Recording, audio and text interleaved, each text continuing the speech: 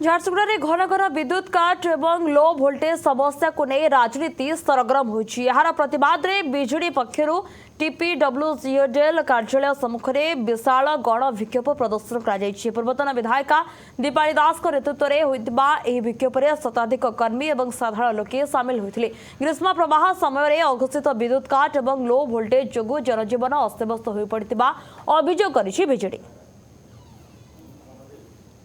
गोटे बहुत लज्जाजनक कथा है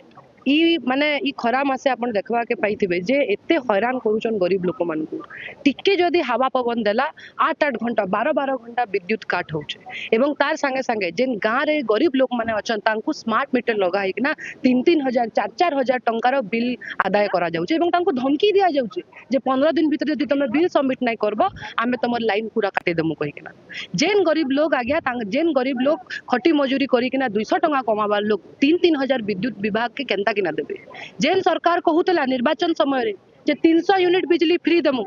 आज से सरकार केनु अच्छे जेन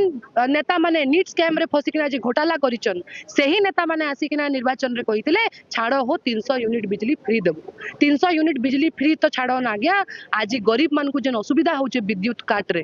ई सब जिनसरा दायी के आमर दाबी अच्छे लो वोल्टेज के दूर करा जाऊ झारसुगुड़ा जनता शिल्प समृद्ध जिल्ला रे एतकी असुविधा हबार विद्युत काटर इटा माने माने आमर भावना रु बाहर है आमर दाबी अच्छे लो वोल्टेज के दूर करा जाऊ आमर दाबी अच्छे गरीब लोगों को खरा मासे एंता हैरान नहीं करा जाऊ।